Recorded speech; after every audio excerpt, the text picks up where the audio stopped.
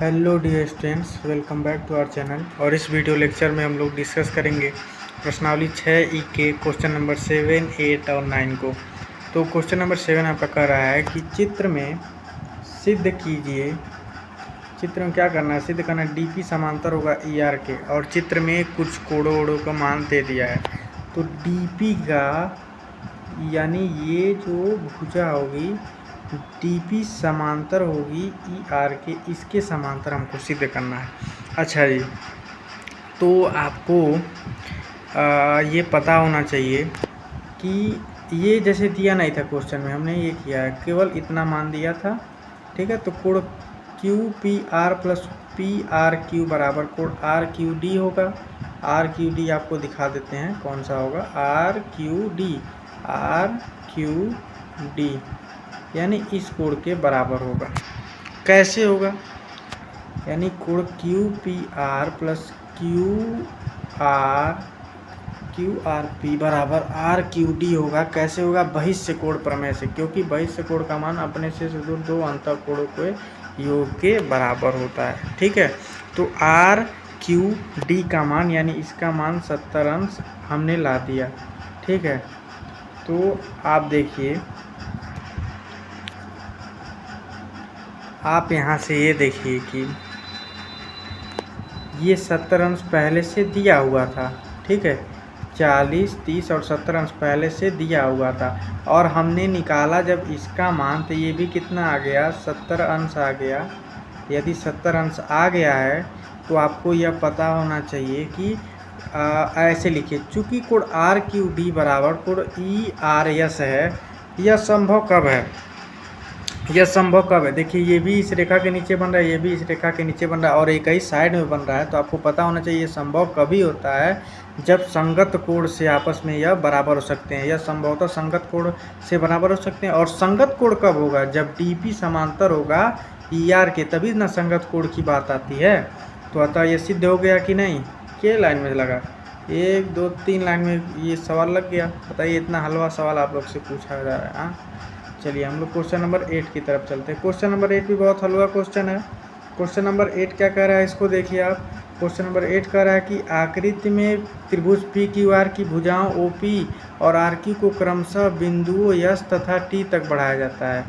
Yes तथा T तक बढ़ाया जाता है। हाँ जी, देख लिए हमने, यस इधर है, टी इधर है। ठीक है, कोण एस पी आर बराबर 135 अंश और कोण पी क्यू टी बराबर 110 अंश।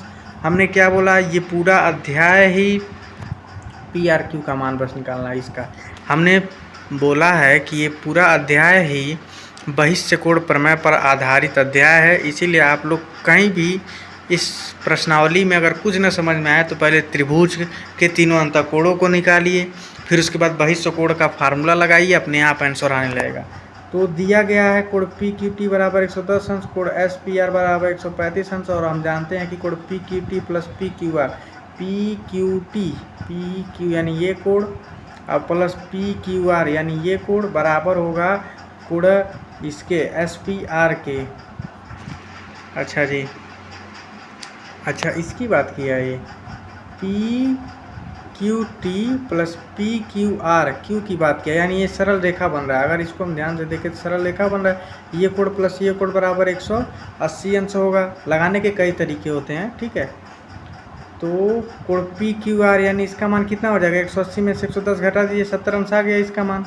इसका मान अगर 70 अंश आ गया, ठीक है, तो फिर आप चलिए इस बहिष्य कोण से, इस बहिष्य कोण का मान किन दोनों के योग के बराबर होगा? ये कोण प्लस ये कोण। इस कोण का मान हमने निकाल दिया 70 अंश, और इस कोण का मान तो हम निकाल लेंगे। तो देखिए 70 प्लस कोण पी आर क्यू बराबर 70 प्लस कोण पी आर क्यू बराबर 135 अंश। कैसे? बहिष्य कोण प्रमेय से, यानी ये कोण और प्लस ये कोण बराबर होगा इस कोण के। ठीक है, तो कोण पी आर क्यू ये कितना अंश आ गया? कोण पी आर क्यू बराबर 70 अंश, 135 माइनस 70 अंश, तो कोण पी आर क्यू बराबर 65 अंश। और हमको पी आर क्यू का मान ही बताना था, तो पी आर क्यू का मान कितना आ गया? 65 अंश आ गया स्टूडेंट्स। और अब हम लोग, ये क्वेश्चन तो लग गया पूरा। अब हम लोग नेक्स्ट क्वेश्चन की तरफ चलते हैं। Question number 9। Question number 9 is the very important question for your examination का। Point of view. तो दिया है कि आकृति में कोण x बराबर 62 आकृति में दिया गया है, और कोण एक्स वाई जेड बराबर 54, एक्स वाई जेड बराबर 54 यानी पूरा का मान 54 अंश है। यदि वाई ओ और ओ जेड यानी जेड ओ क्रमशः त्रिभुज एक्स वाई जेड और त्रिभुज एक्स वाई जेड के ये एक्स वाई जेड के कोण एक्स वाई जेड और कोण एक्स जेड वाई के समद्विभाजक, यानी ये जो छोटका कोणवा होगा ना, रुक जाइए, ये जो छोटका कोणवा होगा इस छोटके कोणवा के बराबर होगा, और ये जो छोटका कोणवा होगा इस छोटके कोणवा के बराबर होगा। बस इतना पोथी लिखने का मतलब यही है, यहाँ से यहाँ तक की, ठीक है। तो अब चलिए, तो बोला है कोण ओ जेड वाई यानी इसका मान, और वाई ओ जेड यानी इसका मान ज्ञात करना है। तो मान लीजिए अगर ये समद्विभाजक है तो इसका मान 27 आ गया कि नहीं, हमको ये बता दीजिए। और आपको अगर त्रिभुज के दो कोणों का मान पता है तो तीसरे कोण का मान निकाल लेंगे कि नहीं, बिल्कुल निकाल लेंगे। तो यही हमने लिखा है कि कोण x बराबर 62, कोण एक्स वाई जेड बराबर 54 दिया गया है। कोण एक्स वाई जेड का अर्धक वाई ओ, अतः कोण एक्स वाई ओ बराबर कोण ओ वाई जेड यानी ये कोण इसके बराबर होगा। वही सब हमने लिखा है जो अभी तक बताया है 2 मिनट पहले, ठीक है। बराबर 27 अंश, यानी इसका मान कितना आ जाएगा, 27 अंश आ जाएगा इन दोनों का मान। कोण एक्स जेड वाई का अर्धक जेड ओ है, अतः कोण एक्स जेड ओ यानी ये कोण बराबर होगा इस कोण के, ठीक है, बराबर 32 अंश। कोण एक्स जेड वाई, ठीक है, ये नहीं होगा, इसको आप लोग देखिए। त्रिभुज एक्स वाई जेड से चलिए, यानी बड़े वाले त्रिभुज से चलिए आप लोग, ठीक है। तो बड़े वाले त्रिभुज से चलेंगे आप लोग, तो देखिए क्या होगा।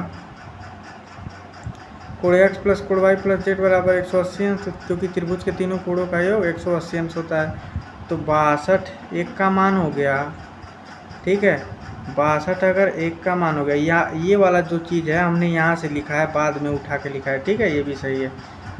तो 62 प्लस 54 प्लस कोण जेड बराबर 180 अंश, तो कोण जेड बराबर 64 अंश आ गया। तो जब पूरा कोण जेड बराबर 64 अंश, और हम जानते हैं कोण एक्स जेड वाई का अर्धक जो है एक्स जेड ओ और ओ जेड वाई आपस में बराबर, यानी ये दोनों कोण इक्वल में कितना पाएंगे, ये भी 32 अंश, ये भी 32 अंश, ठीक है। अब चलिए, कोण एक्स जेड ओ बराबर यहाँ पे लिख दिया हमने 32 अंश, यानी एक का मान निकल गया, एक का मान निकल गया, वाई जेड ओ का मान 32 अंश हो गया। अब त्रिभुज इससे चलिए, त्रिभुज वाई जेड ओ से यानी इससे चलिए, तो इसका मान हमको पता है 27 अंश, और इसका मान पता है हमको 32 अंश। तो इसका मान नहीं निकाल लेंगे, आराम से निकाल लेंगे। तो इसका मान निकालने पे कितना आएगा, 111 अंश। यहाँ पे हमने प्रोसेस पूरा किया हुआ है, ठीक है।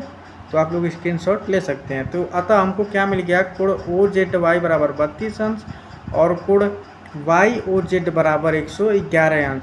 This is correct answer. और इस वीडियो लेक्चर के लिए बस इतना स्टूडेंट्स। आगे के क्वेश्चन को जो भी 3-4 क्वेश्चन और बचे हैं, नेक्स्ट लेक्चर में हम लोग इसको भी ख़त्म कर देंगे। Thanks for watching student. Like share and subscribe to our channel.